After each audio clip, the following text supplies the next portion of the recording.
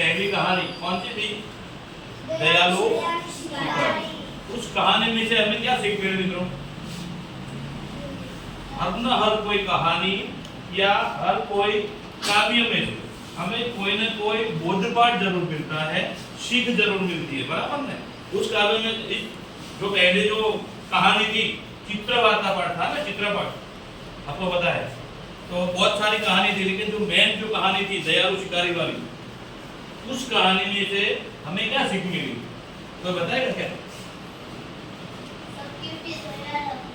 हाँ, सभी जीवों पर, मतलब सिर्फ इंसान नहीं, प्राणियों के प्रति भी, पक्षियों के प्रति भी, हर एक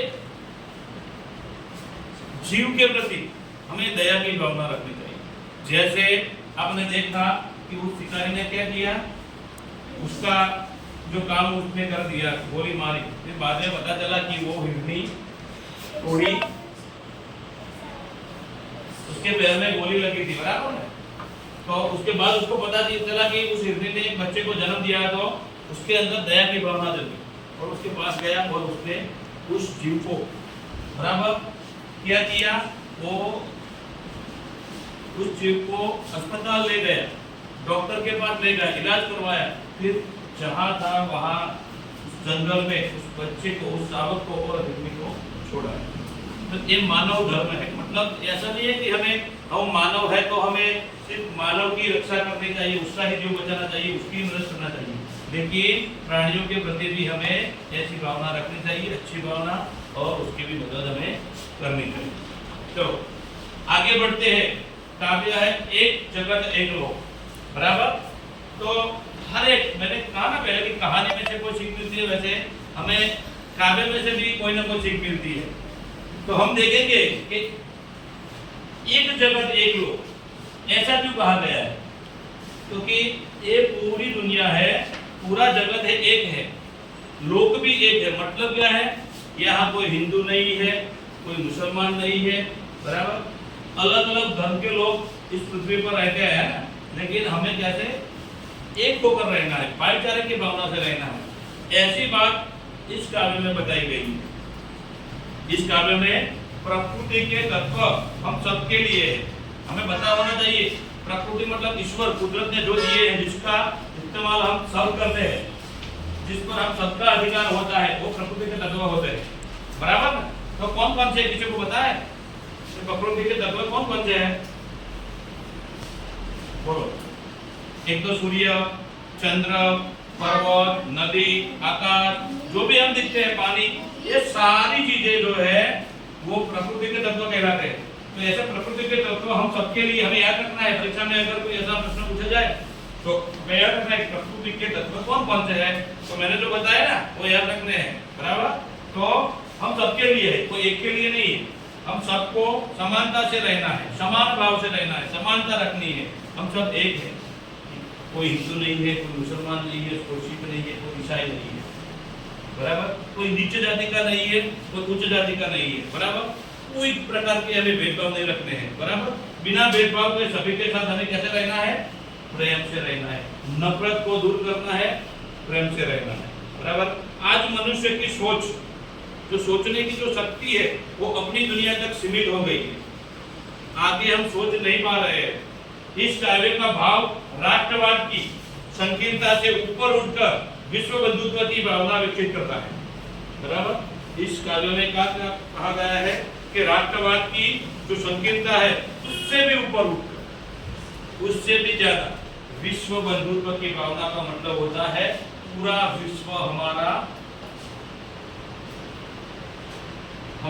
है, बराबर। मतलब हम पूरा विश्व, हम सब एक है पूरे विश्व में, बराबर। कोई अलग नहीं है।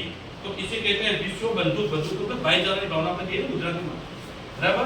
तो ऐसी भावना हमें रखनी है, बराबर। तो विश्व बंधुत्व की भावना रखनी है। इस भावना का जो भाव है इस काव्य में प्रकट किया गया। अब हम एक एक पंक्ति को समझते हैं बाद में, बराबर। हम काव्य गान जो समय मिलेगा तो आज करेंगे, वरना काल में, बराबर। तो देखते हैं, एक जगत एक लोक सबका है एक मन। हमें पता है कि जगत भी एक है, लोक भी एक है, और सबका मानवी सबका एक समान है, बराबर।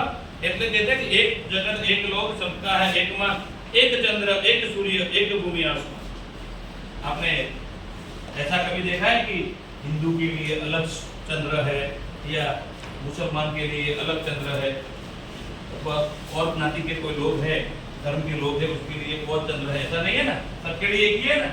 हाँ, तो चंद्र भी एक है, हमने देखा है। आपने एक से ज्यादा चंद्र देखा है क्या एक समय को? एक चंद्र है, सूर्य भी एक है, भूमि भी एक है, आसमान भी एक है, बराबर। ये सारे प्रकृति के तत्व है। क्या है प्रकृति के? मैंने पहले बताया ना, सब जिस पर हम सबका एक समान अधिकार है। मैं जो कह रहा हूँ पता चल रहा है ना आपको? जो काव्य पंक्ति का भाव हमें नहीं पता होगा तो अगर परीक्षा में ऐसे कोई प्रश्न पूछे जाए उसका भावार्थ लिखिए तो हमें पता होना चाहिए कैसे लिखना है। पंक्ति को समझेंगे तभी हम लिखेंगे। तो चंद्र भी एक है, सूर्य भी एक है, भूमि भी एक है और आसमान भी एक ही है, एक से ज्यादा नहीं है। एक तेज, एक हवा, एक ही पानी। वो तेज भी एक है, वो हवा भी जो कुदरत ने, भगवान ने, उस खुदा ने दी है वो एक है, वो पानी भी एक है, सबके लिए अलग अलग नहीं है, बराबर। तो उनके जीवन है सुख दुख की कहानी, बराबर। हमें पता है कि जीवन में एक जैसे दिन नहीं होते, कभी सुख आता है तो कभी दुख आता है, कभी दुख आता है तो कभी सुख आता है, बराबर। तो ये सुख दुख की कहानी है, उसका नाम ही जीवन है, बराबर। तो एक देह, हमारा जो देह है वो भी एक है। एक रक्त, आपने सुना रक्त का मतलब क्या होता है? लहू, गुजराती में लोही कहिए थे, बराबर है? तो उसका कलर रंग कैसा होता है? लाल। ऐसा तो आपने देखा कि एक धर्म का जो इंसान है उसका लहू का रंग अलग है, उसका लाल है, दूसरे धर्म का है उसका पीला या कोई और कलर का है, ऐसा देखा है क्या? हम सब एक है, इसलिए हमारा रक्त भी, रक्त का कलर भी एक ही है, पीला, बराबर। एक अस्थि, एक प्राण, हमारी अस्थि भी एक है, प्राण भी एक है, बराबर।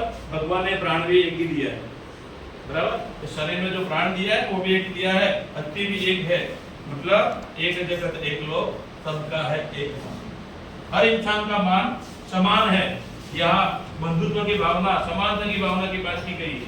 बाद में आगे पेज नंबर 7 पर, हर्ष भरे गाए हम राग सुहाने, समता और ममता के गीत तराने। यहाँ हर्ष मतलब आनंद में आकर, हर्ष में आकर, प्रेम से क्या करेंगे? हम सुहाने गीत गाएंगे, हम साथ में रहकर। समता और ममता, समता का भाव और ममता का भाव, ये दोनों भाव में रखने हैं, बराबर। तो वो भाव हम रखेंगे तभी हम एक हो पाएंगे ना। हाँ, तो कहते हैं कि समता और ममता, ममता का मतलब होता है प्रेम प्यार, बराबर। वो गीत हमें गाने और सबको जो नफरत हमारे एक दूसरे के प्रति है उसको दूर करनी है, और इस प्रेम के गीत गाकर, ममता के गीत गाकर सबको एक साथ लाना है, एक पास में लाना है, बराबर। घर घर में गूंज रहा निष्दिन यह मधुर गान, कौन सा गान? हर्ष भरे गाए हम राग सुहाने, मतलब हम साथ में रहकर, बराबर, एक साथ खुश रहे, बराबर। ममता और समता की बात की गई है, तो हर घर में, मतलब हिंदुस्तान के हर घर में एक गीत गूंज रहा है जिससे हम ये मधुर गान गाए और हम सब एक होकर रहे। एक जगत एक लोक सबका है एक मान। बाद में कहते हैं कि जगत भी एक है, लोक भी एक है और मान भी सबका एक ही है। हाँ, तो हमें ये बात समझनी है मित्रों कि हम कोई अलग नहीं है, पूरा हिंदुस्तान एक है, मतलब समान है, कोई भेदभाव नहीं है, कोई उच्च नीच का भेदभाव नहीं, कोई गरीब नहीं है, कोई अमीर नहीं है, कोई धर्म का भेदभाव नहीं है, बराबर। हम सब एक साथ विश्व बंधुत्व की भावना से रहते हैं, बराबर। हाँ, ऐसा जरूर है कि हमारे धर्म स्थान अलग अलग है। हमें पता है कि हिंदू मंदिर में पूजा करने जाते हैं, मुसलमान है वो लोग मस्जिद में जाते हैं ना, तो वो अपना अपने तरीकों से पूजा स्थान, भगवान को याद करते हैं, खुदा को याद करते हैं, लेकिन हमारा रास्ता तो एक ही है, बराबर ना, अलग नहीं है, एक ही है। मतलब हमें ये याद रखना है कि इस काव्य के माध्यम से हमें जो एक जगत एक लोक है उसका नाम ही ऐसा है, एक जगत एक लोक। ये जगत भी एक है, एक लोक भी एक है, हम दुनिया के जो सारे जितने भी लोग हैं वो सब एक है, अलग नहीं है। चलो आगे देखते हैं। आपने देखा होगा चित्र में भी आपको दिखाई देता है, इस चित्र में आप देखिए दिखाई देता है ना, अलग अलग धर्म के लोग भी दिखाई देते हैं, धर्म स्थान भी दिखाई देते हैं, बराबर। कोई मस्जिद, मंदिर, गुरुद्वारा, अलग अलग धर्म के लोग हैं, बराबर, लेकिन वो सुजातान हमें हमारे अलग भले है लेकिन हम सब एक ही है। तो राष्ट्रों में एक के यही कर्म हमारा राष्ट्रों એટલે पूरे राष्ट्र में पूरे हिंदुस्तान में एक के होना, एक होना, समानता, बराबर। तो ये हमारा कर्म है। सबसे बड़ा जो कर्म है वो क्या है? पूरे राष्ट्र में एकता की भावना। हम एक रहेंगे तो नेक रहेंगे, बराबर। तो ये भावना हमें रखनी है। तो एक यही हमारा कर्म है। और ये प्रगति, न्याय, मानवता, ये सब हमारा कर्म है। तो प्रगति, न्याय, मानवता, बराबर, ये सब न्याय, प्रगति, प्रगति का तो मतलब बताया ना। हाँ, हम कोई भी कार्य करते हैं तो उसमें हमारी प्रगति होती है, फिर न्याय की बात है, मानवता की बात है। ये सारे जो जो शब्द बताए गए हैं वो ये सब हमारे धर्म के हैं। तो हमारा धर्म है, हमें याद रखना है, मानवता हमें रखनी है, न्याय से काम करना है, प्रगति से करना है, और ये हमारा धर्म है, हमें याद रखना है, बराबर। हिल मिल के लहराए, सारे भारत के लोग, पूरे हिंदुस्तान के लोग हिल मिल के रहे, एकता से रहे, बराबर। ये हमारा धर्म और कर्म होना चाहिए, हमें पता होना चाहिए। क्योंकि कहते हैं कि हिल मिल के रह रहा है, विश्व शांति का निशान। और में क्या कहते हैं?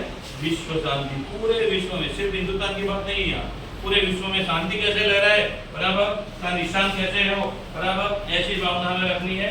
सिर्फ हिंदुस्तान के लोग नहीं, लेकिन पूरे दुनिया के लोगों के बीच ये भावना कैसे फैलाए, हम एक होकर कैसे रहे, पूरी दुनिया, पूरा जगत, पूरा एक पूरा विश्व वो एक है।